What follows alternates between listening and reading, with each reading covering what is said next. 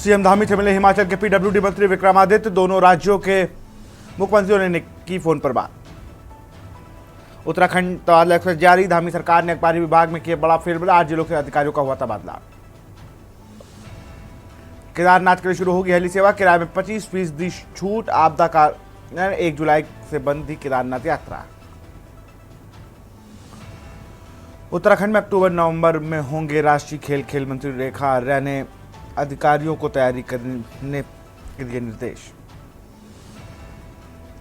Haridwar chemical factory में लगी आग। 5 घंटे कड़ी मशक्कत के बाद बुझाया गया।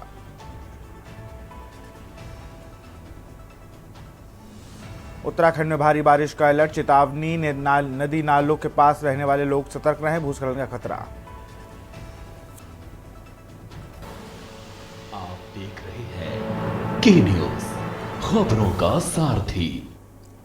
नमस्कार, स्वागत है आपका खबर उत्तराखंड में। मैं हूं आपके साथ विशाल पंडित। और करते हैं खबरों का। देवभूमि उत्तराखंड में केदारनाथ के मुद्दे पर सियासत थमने का नाम नहीं ले रही। दरअसल केदारनाथ में आई दैवीय आपदा के बाद सरकार की ओर से चलाया जा रहा रेस्क्यू ऑपरेशन संपन्न हो गया। सरकार का दावा है कि रेस्क्यू ऑपरेशन में 15,000 लोगों का रेस्क्यू किया गया। वहीं सफल रेस्क्यू ऑपरेशन को लेकर मुख्यमंत्री पुष्कर सिंह धामी की जमकर सराहना हो रही है। इस रिपोर्ट में देखिए।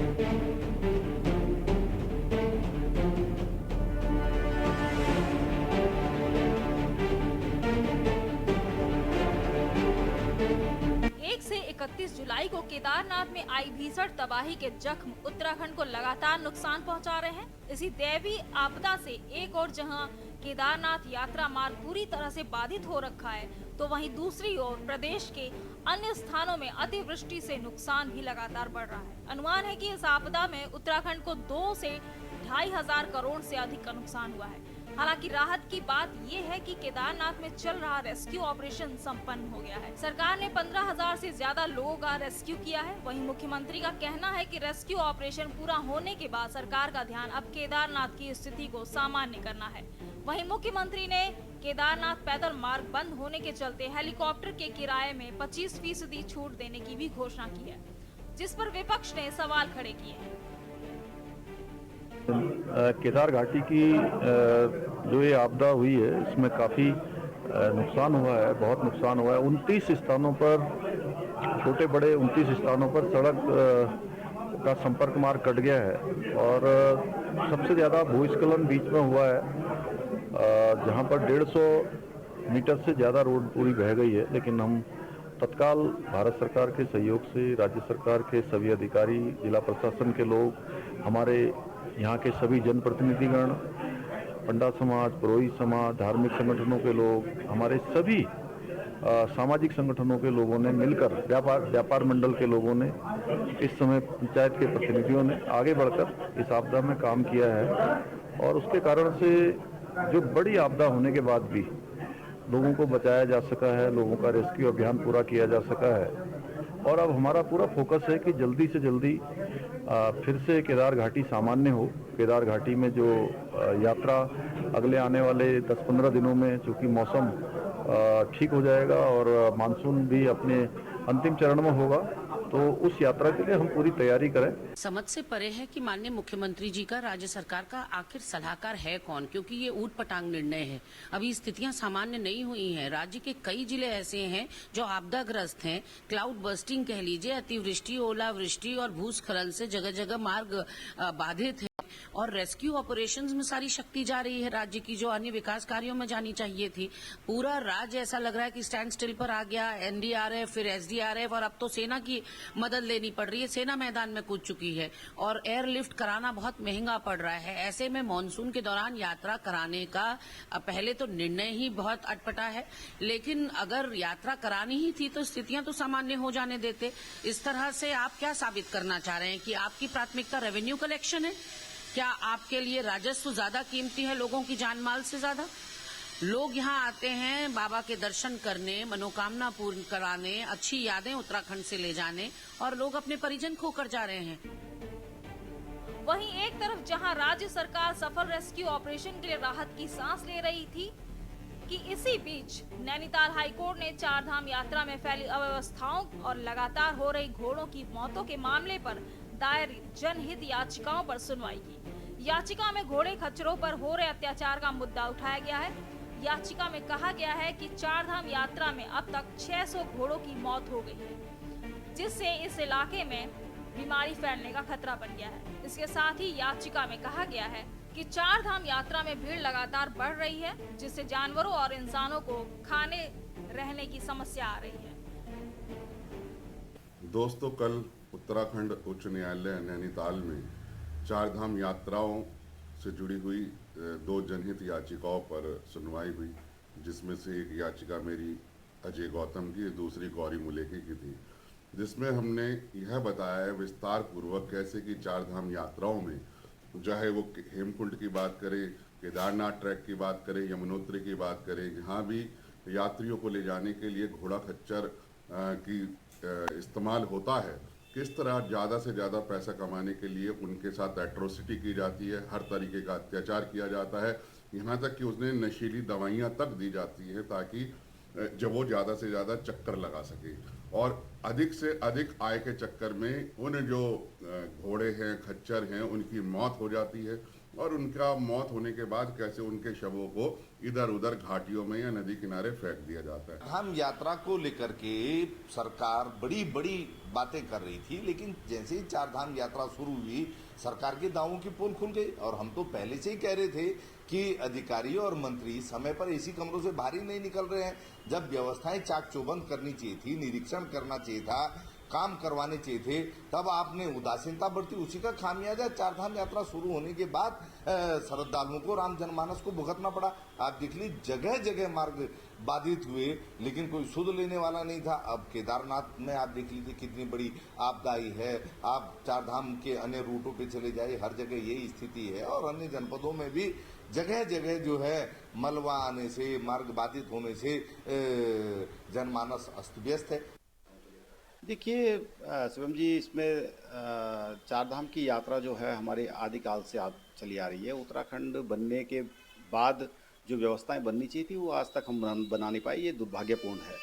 और उत्तराखंड आपदा की दृष्टि से बड़ा संवेदनशील प्रदेश है। हमने जो उत्तराखंड मांगा था वो इसलिए ही मांगा था कि यहाँ पर जो हमारी देवभूमि है उसको कैसे हम संजो कर रखें, कैसे हम पर्यावरण को बचाते हुए विकास की ओर बढ़ें।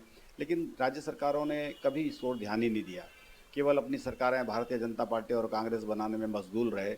जनता ने भी उनको स्वीकार भी किया। उन्होंने झूठी आडंबर कराकर अपनी पब्लिसिटी जो इकट्ठा की, उसके कारण से उन्होंने सरकार तो बना ली, लेकिन मूल जो व्यवस्थाएं हैं वो आज भी उत्तराखंड उनके लिए आज उनकी बाट झो रहा है।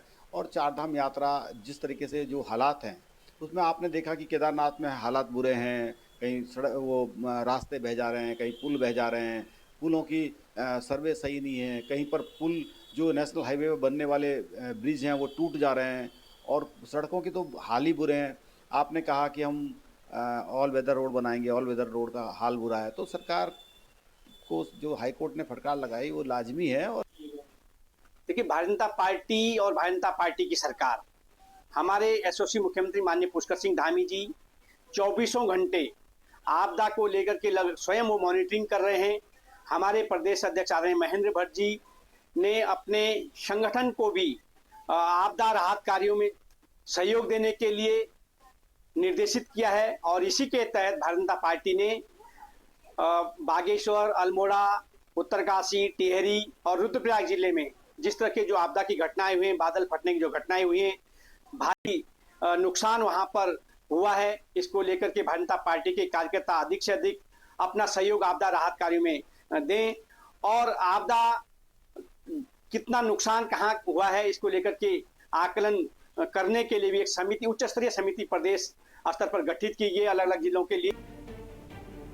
कुल मिलाकर राज्य में केदारनाथ में आई आपदा के बीच हेलीकॉप्टर सेवा को शुरू करने और 25% की छूट देने के साथ ही कोर्ट की ओर से चारधाम यात्रा में फैली अव्यवस्थाओं को लेकर जारी किए गए नोटिस पर सियासत गर्मा गई है। सवाल ये है कि आखिर क्यों बार बार आ रही आपदाओं से हम सबक नहीं ले रहे हैं? क्या सरकार का ध्यान सिर्फ चारधाम यात्रा में श्रद्धालुओं की भारी भीड़ का आंकड़ा बढ़ाने पर ही है या फिर इससे होने वाले नुकसान पर भी?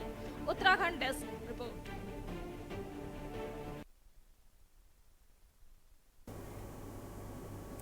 यहाँ रुकते छोटे से ब्रेक के लिए जल्द हाजिर होंगे। आप देख रहे हैं के न्यूज, खबरों का सारथी। ब्रेक के बाद आपका स्वागत है। खबर लक्सर से है, जहां पर पहाड़ी इलाकों में लगातार हो रही बारिश ने मैदानी इलाकों की हालत भी खराब कर दी है। लक्सर व खानपुर इलाकों में इन दिनों गंगा व सलूनी नदी पर कहर बरपा रही है। गंगा नदी के पानी ने जहां बालावाली, कलसिया सहित दर्जन भर गाँव के ग्रामीणों की करोड़ों की गन्ने की व धान की फसल जलमग्न कर दी है, वहीं 2 दिन से सलोनी व खानपुर क्षेत्र के कई गाँव के लिए मुसीबत की सबक बनी हुई है।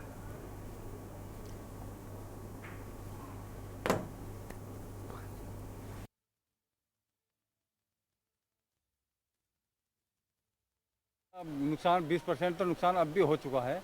और अब पानी बढ़ता है तो कम से कम 35-40 गाँव को नुकसान हो सकता है। इन लोगों को बहुत फसल नष्ट हो जाती है। जैसे गाँव का चारा है, हमारे भैंसों का चारा है, हम उसकी फुंगल, गन्ने की जो फुंगल है, थोड़ी थोड़ी फसल की फुंगल है, उसे ला कर खुलाते हैं। लगभग ऐसे टूटा है, कलसा के सामने से शेरपुर बेले टूटा हुआ है बांध। अब तक इसकी कोई सुनवाई नहीं हुई। पेचिंग लगाया पुल के नीचे, एक बांध जाए, इससे हो रहा है। नुकसान क्या है? नुकसान खेतों का बहुत, देखो आप कितना नुकसान है। सब गन्ना बेकार हो गया, गन्ना, चेरी, घास सब बेकार हो गया। पानी कितना है? पानी तो काफ़ी है इसमें। पिछली बार तो जी बहुत नुकसान हुआ।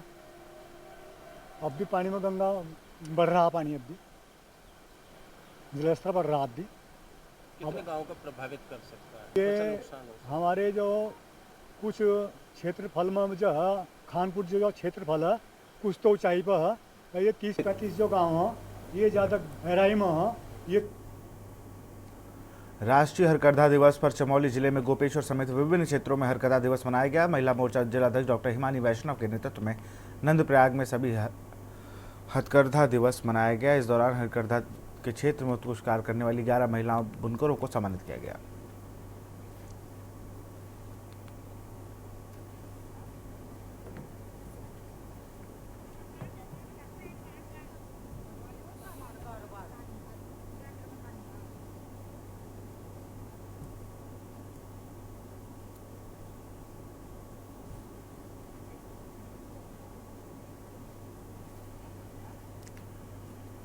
दो दिन से हो रही बारिश से एक बार फिर कल्याणी नदी के पास के आवासीय क्षेत्र सहित अन्य कॉलोनियों में अपना कहर बरसा रही है। बरसात का पानी कई आवासीय कॉलोनियों के घरों व दुकानों के भीतर जा घुसा है, जिससे घबराए लोग जरूरी सामान व परिवार को लेकर सुरक्षित स्थानों और रवाना हो गए।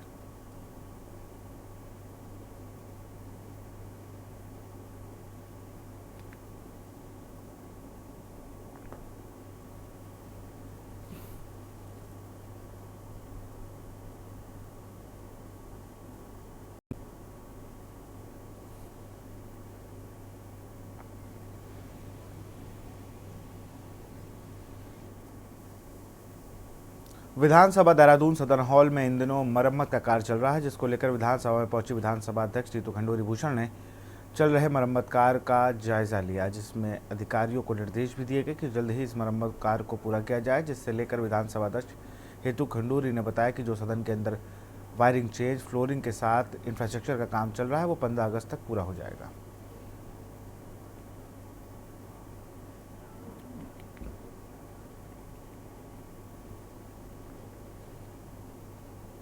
देखिए, ऐसा है, अगले 15 दिन के अंदर 15 तारीख तक मुझे लगता है कि जो भी इंफ्रास्ट्रक्चरल हमको चीज़ें बदलनी है या चेंज करनी है, चाहे वो वायरिंग हो, फ्लोरिंग हो, फर्नीचर हो, वो अगले 8-10 दिन में कंप्लीट हो जाना चाहिए। देखिए, ऐसा है, अगले 15 दिन के अंदर 15 तारीख तक मुझे लगता है कि जो भी इंफ्रास्ट्रक्चरल हमको चीज़ें बदलनी है या चेंज करनी है, चाहे वो वायरिंग हो, फ्लोरिंग हो, फर्नीचर हो, वो अगले 8-10 दिन में कंप्लीट हो जाना चाहिए। देखिए, ऐसा है, अगले 15 दिन के अंदर 15 तारीख तक मुझे लगता है कि जो भी उत्तराखंड हाईकोर्ट ने चारधाम यात्रा में फैली अव्यवस्थाओं और लगातार हो रही घोड़ों की मौत के मामले में दायर जनहित याचिका पर सुनवाई करते हुए ऋतु व न्यायमूर्ति राकेश थपलियाल की खंडपीठ ने जनहित याचिका में विपक्षी जिला पंचायत चमोली उत्तरकाशी सहित अन्य को दोबारा से नोटिस जारी कर अपना पक्ष रखने को कहा है। आपको बता दें कि समाज सेवी गौरी मोलेखी व अजय गौतम ने हाईकोर्ट में जनहित याचिका दाखिल कर कहा है कि चारधाम यात्रा में अब तक 600 घोड़ों की मौत हो गई है, जिससे उस इलाके में बीमारी फैलने का खतरा बन गया है।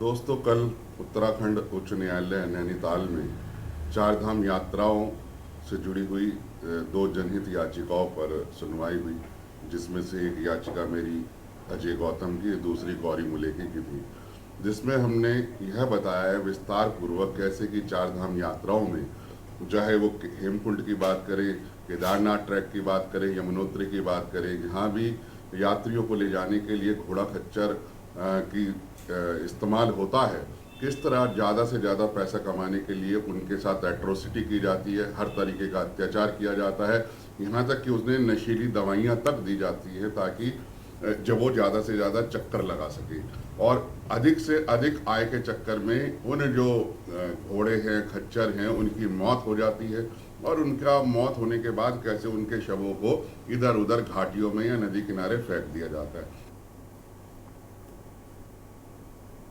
भारत नेपाल सीमा से सटे जनपद उधम सिंह नगर की तहसील खटीमा में बीती रात्रि से लगातार हो रही बारिश से नगर व ग्रामीण इलाकों में जल भराव की समस्या होने एवं वांछित आपदा प्रभावित ग्रामीणों को राहत राशि न मिलने से आक्रोश लोगों ने तहसील पहुंचकर एसडीएम कार्यालय का घेराव कर समस्या निस्तारण को लेकर ज्ञापन सौंपा है। जल भराव से हो रही समस्या से अवगत कराया गया है। मामले में एसडीएम खटीमा रविंद्र बिष्ट ने ग्रामीणों को जल भराव से निजात व आपदा राशि निस्तारण करने के जल्द निपटने की बात कही।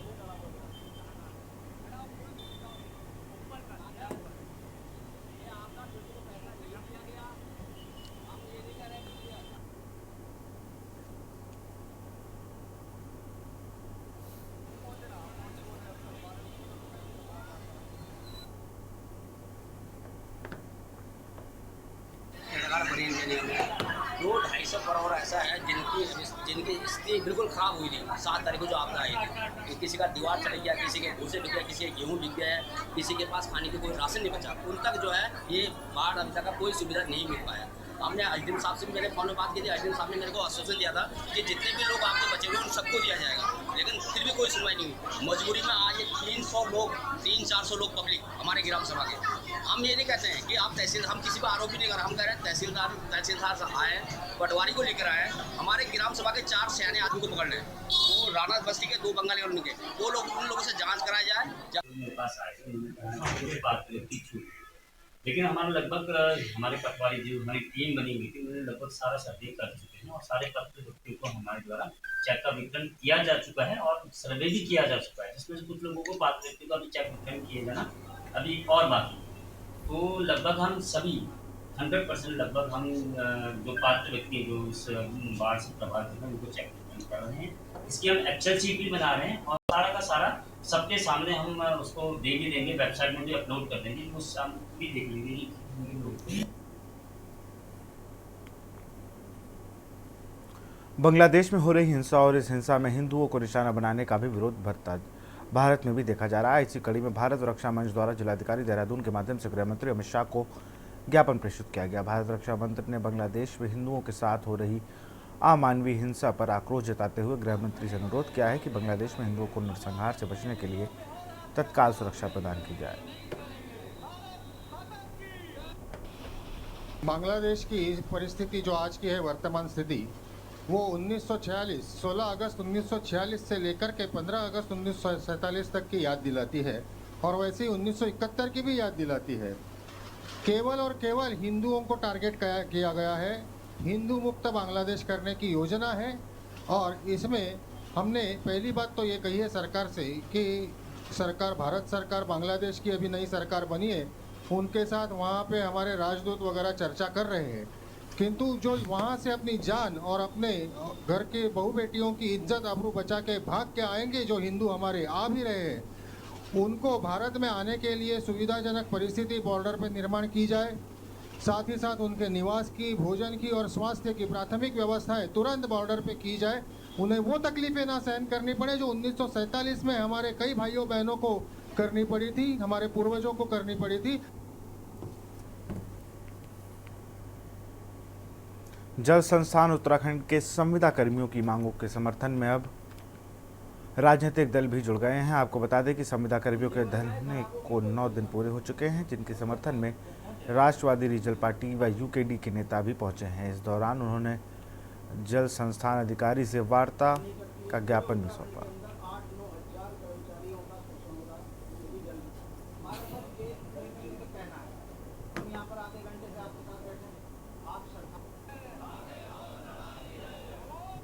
देखो, सबसे पहले तो आज हमारे धरने को 9वां दिन हो गया है और गर्मी कंडीशन का तीसरा दिन है। बहुत विषम परिस्थिति में यहाँ पे हम बैठे हुए हैं। ऐसे बरसात जैसे मौसम में यहाँ पे बैठे हुए हैं। देख रहे हो प्रांगण पूरा गीला हो चुका है। साथ ही आज हमारे यूकेडी और राष्ट्रीय रीजनल दल के उनने भी हमें कुछ लोगों ने हमें यहाँ पे समर्थन में दिया है और उनने हमारा सहयोग मार्गदर्शन में किया है। देखिए, ये उत्तराखंड के जल संस्थान के वो कर्मचारी हैं जो ठेकेदार के अंडर में काम करते हैं। 8 महीने 9 महीने तनख्वाह नहीं मिलती। इनको जो दैनिक भत्ते मिलते हैं वो भत्ते इनको समय से नहीं मिलते। इनकी ये मांग है कि जो उत्तराखंड के अंदर जितने भी ठेकेदार हैं वो एक छत के नीचे आएं ताकि इनका शोषण ना हो। दूसरा इनका ये कहना है तनख्वाह तय समय पर मिले। कोई एक डेट डिसाइड हो, चाहे वो 7 तारीख हो 10 तारीख हो।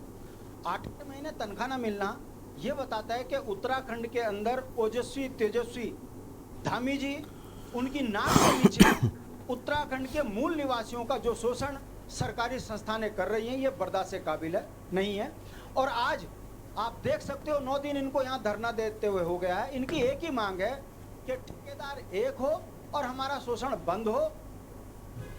ये जितने भी डेली बेसिस कर्मचारी हैं इनका लंबे समय से एक तो ईपीएफ ठेकेदार काट नहीं रहे, दूसरा लंबे समय से इनके वेतन भी रोके हुए और मनमानी ढंग से इनका वेतन भुगतान किया जा रहा है। और इसी के संदर्भ में आज बात करी और जो पेयजल निगम के ये जल संस्थान के जो सेक्रेटरी और अकाउंटेंट हैं उनसे हमारी बातचीत हुई और हमने 2 बातें रखी कि भाई एक तो जितने भी श्रमिक हैं इन सबको एक ही आउटसोर्सिंग एजेंसी के अंडर में लाने का जो है एक प्रस्ताव तैयार किया जाए तत्काल, जिसमें उन्होंने हामी भरी है और हमें आश्वासन दिया है कि अभी एक प्रस्ताव जो है ये मुख्य महाप्रबंधक से वार्ता करके एक शासन को एक प्रस्ताव भेजेंगे जिसमें एक ही आउटसोर्सिंग एजेंसी के हवाले से अंडर में जो है इन सारे कर्मचारियों को लाया जाए। फिलहाल खबर उत्तराखंड में इतना ही। देखते रहिए के न्यूज़ इंडिया। नमस्कार। आप देख रहे हैं के न्यूज़, खबरों का सारथी।